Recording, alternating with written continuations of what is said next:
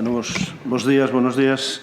A verdade é que estou nunha posición intermedia, como antes decía Ana, na medida en que eu participei tamén do consenso que explicou Ángel, no?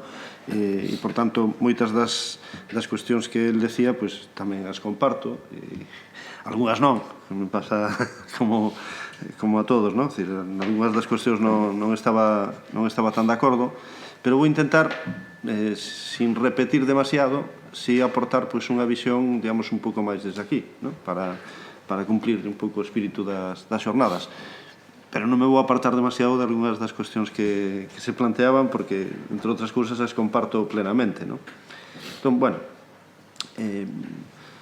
para ir avanzando, pois, moi rapidamente o primeiro punto, sería a posición de Galicia, porque creo que está ben saber de onde partimos, no?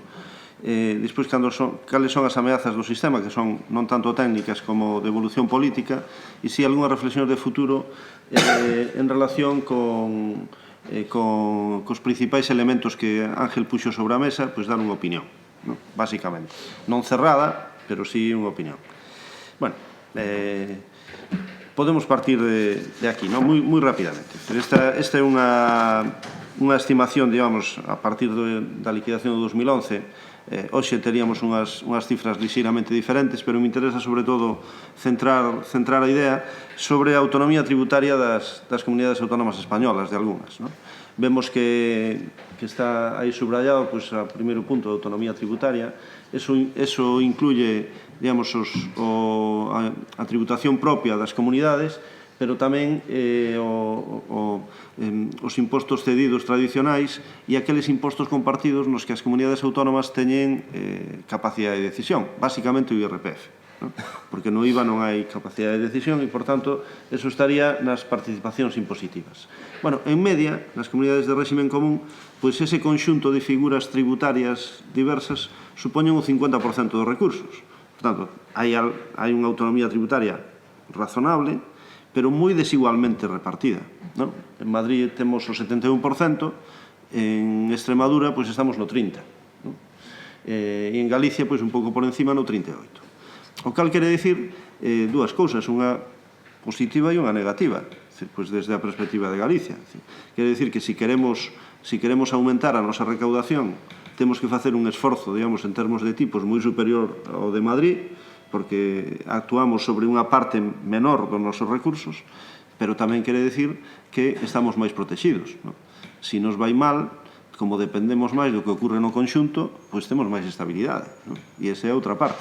E máis, que podemos non facer nada e beneficiarnos de ben que lle vai o conxunto, porque nos vai a significar máis recursos, e outras comunidades dependen máis de si mesmos, no? Esa é outra parte desta visión. En todo caso, temos xa algunha autonomía tributaria, temos algunhas posibilidades de actuación limitadas e, en todo caso, repartidas moi desigualmente. Me parece que máis discutible e máis seguramente interesante é esta segunda transparencia, no?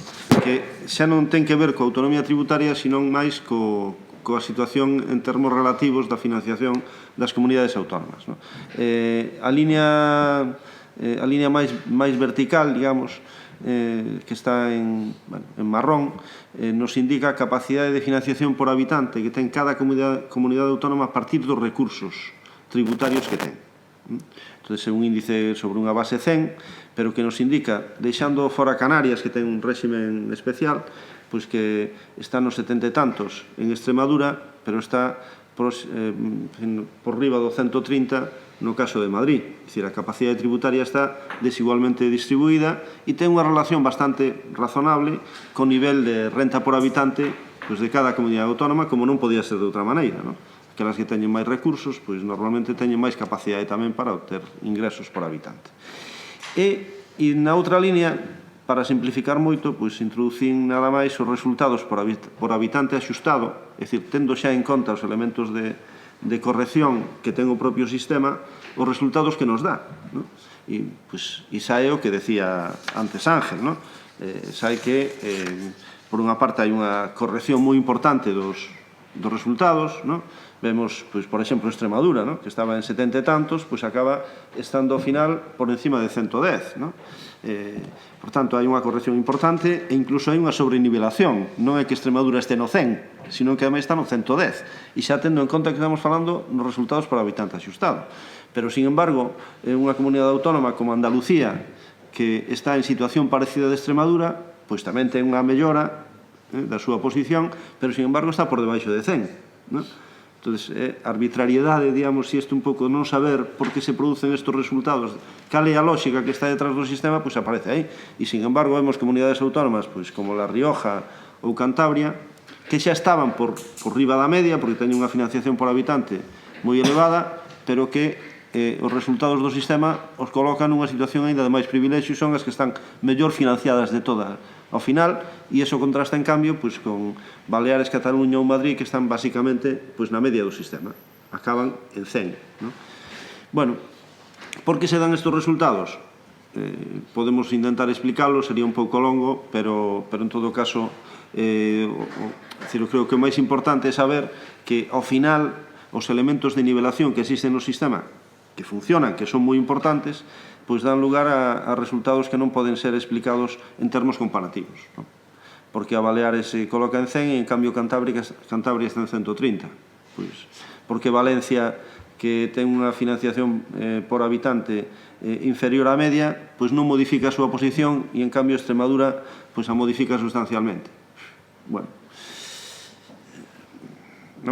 no caso de Galicia, vemos que estábamos por debaixo da media, o resultado nos permite estar por encima, é dicir, hai unha pequena sobrenivelación, superamos o 100, estamos en 107, 108 nese momento aproximadamente, é dicir, que estamos ben financiados en termos comparativos, incluso desde a perspectiva dos parámetros do sistema, é dicir, non nos están tratando mal, nos están tratando ben, ¿no? Si o sistema nos tratara únicamente con plena igualdade, estaríamos en 100 e estamos en 107 ou en 108. Isto xa está tendo en conta os elementos diferenciais incorporados ao sistema, é dicir, xa está tendo en conta a dispersión, o avellentamento e estas cousas, por tanto, xa estamos correxindo por ese efecto e, a pesar de todo, nos tratan bastante ben. E esta, eu creo que é un dato que debemos ter en conta a hora de pensar como debe evolucionar o modelo cara ao futuro, porque estamos nunha situación boa. ¿No? E iso debe ser así. Bueno, un último elemento da primeira parte, que é un cálculo dos habitantes axustados por cada habitante. É dicir, en que medida o sistema corrixe os habitantes para ter en conta as características diferenciais de coste e de demanda. ¿No? Bueno, e vemos que a corrección é non moi intensa, pero vai de 0,95 a 1,08, pero significativa, e que, de novo, Galicia aparece como a segunda comunidade autónoma de réximen común, moi cerca de Castela e León, que ten máis habitantes axustados por habitante. É dicir, que os elementos de corrección, os elementos que teñen en conta o coste ou a demanda, pois actúan de forma máis intensa, ¿no? En termos positivos, mentras que Valencia ou Madrid pois, son os que teñen menos, ¿no? Para volver á idea anterior. Bueno, segunda cuestión, que ameazas podemos ter por diante? ¿No? Elexín tres. Primeiro, que o sistema de concerto nas condicións actuais se intente generalizar, digamos, a demanda de sectores cataláns importantes, ¿no? É dicir, bueno, o pacto fiscal, ¿no? É unha forma de generalizar o sistema de concerto, ¿no? Para Cataluña, ¿no? Isto sería moito peor aínda se generalizase completamente, pero non hai esa demanda a día de hoxe pois en Madrid ou en Baleares, pero bueno, podría surxir se o asunto se generaliza, ¿no? Pois isto é unha ameaza, porque eu creo que non se trata só de replicar o sistema de concerto, sino de replicar os resultados do cupo, ¿no? Que é onde está o problema, e coincido plenamente con Ángel, decir, o sistema de concerto por si mesmo non leva a ningún privilexio en termos de recursos por habitante axustado ás comunidades que o teñen, pero na práctica sí, e é moi difícil cambiar eso. En todo caso, deberíamos pensar, como decía Ángel, pois nun plazo de corrección pois por riba dos 30 anos, ¿no? E hoxe, digamos, aqueles sectores sociais que en algunhas comunidades pretenden que na súa comunidade funcione o sistema de concerto, queren non só a capacidade tributaria que lles dá, sino os resultados.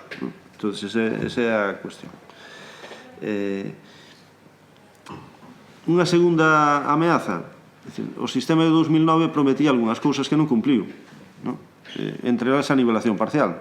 A nivelación parcial formaba parte do diseño do sistema, pero tal como foron establecidos os mecanismos, ao final a nivelación parcial non se produce. Entón, isto xenera algunha frustración naquelas comunidades que pelearan máis porque ese principio se introducirá no sistema. Que pasa se introduce? Pois depende da súa intensidade, depende como se faga, pero en todo caso, para aquelas comunidades que teñen unha financiación por habitante por debaixo da media, pois vai significar, en algún caso, ceder recursos, necesariamente. Por tanto, temos que ter en conta isto tamén. Unha terceira cuestión que seguramente se vai discutir. Igualemos, pero igualemos por habitante. Prescindamos dos habitantes axustados, das necesidades de gasto, por habitante, punto. Que é un pouco a posición de Valencia. Bueno, isto sin duda é unha regresión en termos, eu creo que técnicos tamén, frente ao modelo actual. En termos políticos para Galicia significaría un problema serísimo, porque estamos perdendo poboación en termos absolutos e relativos frente a outras comunidades autónomas. Pero isto non quere dicir que as necesidades se reduzan, porque perdemos poboación ao mesmo tempo que esta poboación ten máis idade media e, por tanto, en sanidade e en servicios sociais se xeneran máis necesidades. Posiblemente unha cousa e outra, pois máis que se compensen. E, por tanto, se xeneramos máis necesidades ao mesmo tempo que perdemos poboación, pero só se financia por poboación, pois vamos ter un déficit impresionante. Entón, isto eu creo que tería moitos problemas. Bueno, que podemos decir cara ao futuro? Pois algunha reflexión sin mollarme demasiado, é dicir, sin facer moi explícito cal creo que debe ser o resultado da negociación, pero sí cales poden ser as líneas a partir das que se negocia. Unha línea posible é o mantemento do sistema actual, coa corrección de algún pequeno elemento. Seguramente desde a perspectiva de Galicia, estritamente desde Galicia, ese é o mellor escenario de todos. O mellor de todos. Porque significaría manter o statu quo. E o statu quo nos beneficia. Non somos das comunidades máis beneficiadas polo statu quo. Hai outras que están moito mellor que nós, pois desde Extremadura a Cantabria ou La Rioja ou Asturias ou Castela León. Entón, hai outras que están moito mellor, pero o noso statu quo tamén nos beneficia un pouco. Entón, eso podría ser unha posibilidade. Eu vexo difícil que se abra a negociación do modelo no actual contexto político e, sobre todo, se fai con un maior peso, digamos, dos factores de carácter xeral na negociación do modelo, isto poida manterse. Vexo que hai dúas líneas de tensión, digamos. Unha primeira línea, como decía antes Ángel, e coincido con el, e eu ademais comparto que eso sería un elemento de referencia moi importante, sería ir a un modelo de igualación plena en termos de necesidades de gasto. Eso sería unha posibilidade de evolución do sistema bastante sensata. Entre outras cousas, porque representa a preferencia explícita dun número importante de comunidades.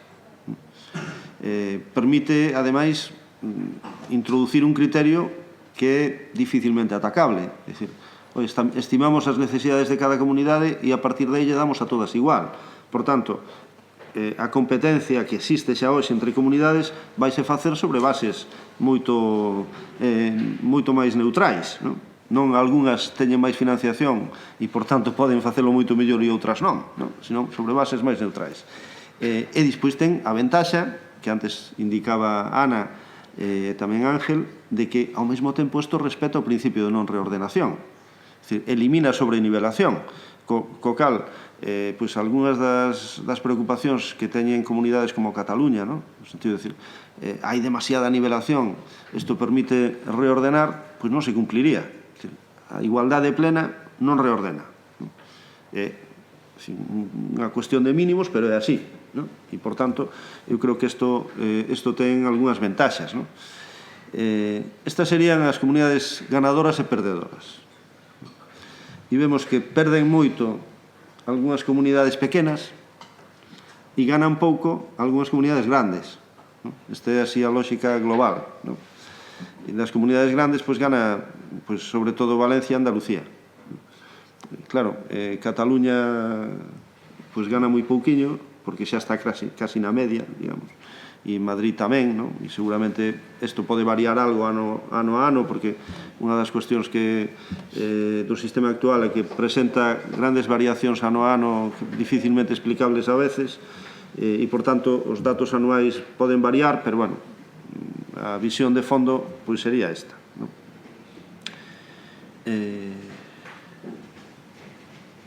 Bueno, e eu creo que hai unha última característica importante tamén, que este modelo obligaría a centrar o debate basicamente a partir de aí sobre como establecemos as necesidades de gasto. E aí coincido con Ángel. Este é un debate necesario facelo a partir de datos, ¿no? Facelo a partir de estudos técnicos con algunha solvencia que evite pois, que ao final nos acabemos tirando a cabeza pois, a dispersión ou a concentración da poboación ou a superficie como fan outras comunidades sin saber si detrás desto sí que hai costes, pero cantos, ¿no? E ese é a clave do asunto, ¿no? Bueno, a pesar de todo, coincido, necesitaríamos un período transitorio, eu creo que de 10 anos, que evite a caída do financiamento en termos nominais para calquera comunidade e que permita, en cambio, pues, que pouco a pouco se vayan axustando os datos de cada unha hasta chegar hasta o final. E seguramente, esa última pregunta que fago, se as compensacións deberían ser asumidas pola Administración Xeral do Estado, a miña resposta é que sí, que deberían ser asumidas pola Administración Xeral do Estado. E que ese sería un esforzo necesario importante en 2 anos ou 3. ¿No? Aquí o cálculo é con un crecimento nominal razonable, pois como evolucionarían as compensacións necesarias, e vemos que a partir do 3º ano a factura é moi limitada, ¿no? Só desaparece completamente a partir do ano 9, sería para Cantabria, me parece, que é a última que necesitaría algunha compensación, pero vemos que cambia moi rapidamente e, por tanto, eu creo que sería perfectamente asumible, ¿no? Un segundo elemento de tensión, que é o modelo de ordinalidade limitada, ¿no? Que tamén discutimos en Sagaró, ¿no? Eu planteo aquí, digamos, as promesas do modelo actual cumplidas efectivamente. É dicir, hai un 25% dos recursos de cada comunidade que se quedan en cada comunidade. E, en todo caso, a nivelación afectaría o 75% restante, ¿no? É un modelo de nivelación parcial que favorece un pouco máis as comunidades máis ricas, ¿no? Pero, ollo, podemos verlo aquí. Os resultados dese modelo cos datos, me parece que é do ano 2013, no momento en que o fixen ainda non estaba, eran os últimos datos disponibles, entón, nos últimos meses non traballei moito nesto. Vemos que a línea azul, que sería o resultado, nos dá unha desigualdade bastante inferior ao do modelo actual. É dicir, que incluso con un modelo de ordinalidade ilimitada melloraríamos sustancialmente en termos globais a desigualdade do modelo actual, ¿no? E, ademais, iría unha desigualdade explicable.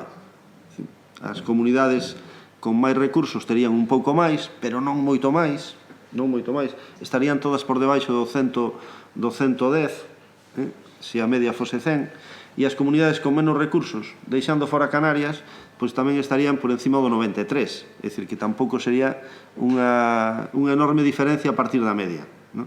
E, ademais, hai que ter en conta que as comunidades máis ricas aducen con razón, seguramente non na intensidade que o fan, pero sí con algunha razón, que a prestación de servicios nestas comunidades tende a ser un pouco máis cara que noutras debido a que os precios de algúns produtos que deben comprar ali pois son tamén un pouco máis altos, ¿no? Bueno, entón, isto seguramente compensaría en parte isto. Por tanto, é un modelo que ten tamén a súa posibilidade de defensa e que non debemos descartar que por motivos políticos, aínda que a mí non é o que me gusta, pero que acabe sendo un elemento de referencia na negociación, ¿no? Claro, o problema desto é que, deixando a parte de Canarias, que aí está, xenera unha distorsión, a cuestión é por que debemos quedarnos no 25%? Si aplicamos o principio de nivelación parcial, por que na seguinte ronda de negociación as comunidades non plantean que un 50? Por que quedarse no 25? E ese é o gran risco de introducir este principio como un principio reconocido no modelo de financiación autonómica. Porque cando pasamos ao 50, entón as diferencias xa empezan a ser moi significativas. Aquí está, sería a línea verde, e deixando a parte de Canarias, pasaríamos de algunhas comunidades que terían 1.800 euros por habitante a outras que terían 2.500. Que xa a diferencia é moi importante e ademais sería unha diferencia permanente. Co cal seguramente o efecto sobre incluso o crecemento regional e estas cousas acabará sendo moi importante. E deixo como un risco a valorar. Bueno, e a determinación das necesidades de gasto, coincido na cuestión do sobreavellentamento. Eu creo que aí, en termos de sanidade e de servicios sociais, dos dous, ter unha proporción da poboación non por encima dos 65, sino por encima dos 85, xenera uns costes engadidos moi importantes. É certo que na cuestión sanitaria, hai aquí xente que conoce máis que a min, é todo moi complicado, porque hai quen di, con datos, con argumentos, que o que xenera o maior coste é a morte. É dicir, nos 6 meses anteriores á morte das persoas é cando se xeneran os costes. E, por tanto, a mellor había que ter isto en conta tamén. É dicir, bueno, a partir de aquí, eu introduzo dous criterios, que un é este do sobreavellentamento e outro é o grado de utilización efectiva dos servicios públicos. É dicir, exemplo, en educación. En educación, a variable que hoxe se utiliza é a poboación por debaixo de 16 anos. Porque só 16 e tamén están as universidades. Pero, sobre todo, é importante. O que financia a administración educativa son os colexios públicos e concertados. Os colexios privados non se financian. E, sin embargo, isto non se ten en conta a hora de asignar recursos ás administracións públicas. Eu creo que aquí hai outro elemento que merece ser discutido tamén, e que seguramente vai facer que algunhas comunidades aparezan con menos necesidades das que hoxe teñen financiación. Pero a partir de aquí, eu coincido con Ángel. Estos argumentos ou outros van a aparecer de forma moi diferente en distintas comunidades autónomas. E conviña, para poder centrar a discusión, que isto se levase a un terreo máis técnico, digamos, donde houvese información con solvencia efectuada por equipos relativamente independentes, dependentes do Consello de Política Fiscal e Financiera, que permitisen centrar a discusión e que, ao final, discutíramos non sobre desexos, sino sobre desexos contrastados coa realidade. Eu creo que isto era o máis útil. Bueno, non insisto nesto porque xa de alguna forma xa está falado, o cálculo transparente e obxectivo do cupo vasco e a aportación navarra é importante. Onte o comentábamos na CEA, posiblemente o cupo vasco representa unha sobrefinanciación de 4.500 millóns de euros ao ano, e isto parece que non, pero falamos antes das compensacións necesarias durante un tempo, no primeiro ano eran de 2.000 millóns, para darnos unha idea do que isto significa. Bueno, pero sí me parece importante insistir no último punto. Hai dous elementos do sistema que se discuten menos, que Ángel conoce ben, sei que tú conoces ben porque os analizaches con calma, que é a recadación normativa dos tributos cedidos tradicionais, que no modelo de 2009 se resolveu dunha forma arbitraria tamén, nada que ver coa realidade, se estableceron unhas pautas para o seu cálculo que viñan de atrás e punto. Isto, ademais, cambiou sustancialmente coa crise, por tanto, é necesario afrontalo dunha forma tamén moito máis empírica, así como os custes das competencias non homoxéneas, que é un elemento de financiación das comunidades que non forma parte do réximen común, porque son competencias que teñen algunhas e non outras, e que posiblemente en algúns casos non teñan demasiado que ver cos custes de prestación desos servicios. Entón, eu creo que hai que volver a evaluar isto con calma. Lo deixo aí. Bueno, xa remato. A cuestión da autonomía financiera. Eu creo que non hai demasiado que facer sobre as grandes figuras. Non son demasiado partidario nin do 100% do IRPF, non me parece que teña ningún sentido por razóns que xa se expuxeron, pero tampouco do IVA colexiado mentras teñamos a actual estrutura institucional. Porque non vexo que haxa posibilidade de tomar decisións en ningún punto da nosa estrutura institucional con peso das comunidades autónomas, non sei como se iba a facer isto, e, sobre todo, creo que xenera, en vez de resolvelos, vai xenerar problemas de falta de responsabilidade das comunidades autónomas. É dicir, comunidades autónomas que se escuden e que foron as outras as que tomaron a decisión ou que non queren participar na decisión pero si queren beneficiarse do seu resultado. Non vexo como isto se pode resolver ben e, ao final, é unha forma de darlle un instrumento ás comunidades para financiarse, decía Ángel, pero que non van a poder utilizar. Eu creo que isto é o peor que podemos ter no sistema. Eu sería máis partidario de actuar sobre 3 ou 4 cousas que puxen aí. As 3 primeiras de aumento da autonomía tributaria das comunidades, a última, en cambio, de reducción da autonomía tributaria, pero que permitiría unha competencia fiscal máis razonable. Transformar os tributos cedidos actuais en propios, mantendo simplemente as bases armonizadas, pero en todo o resto deixándolle autonomía ás comunidades, a posibilidade de que as comunidades actúen sobre os tipos de retención do IRPF, porque isto é a maneira de que os cidadáns perciban rapidamente que están facendo as comunidades, e moi importante, eu creo, resolver ben o cálculo das entregas a conta, porque senón o que ocorre hoxe é que as comunidades toman decisións para aumentar os seus ingresos, pero isto só se recibe 2 anos máis tarde. E isto parece que non ten demasiado sentido, nin desde a perspectiva da financiación das comunidades, nin da traslación aos cidadáns das súas decisións, que ao final é do que se trata. E nada máis, deixaríao aquí porque hai moitos temas, pero o tempo...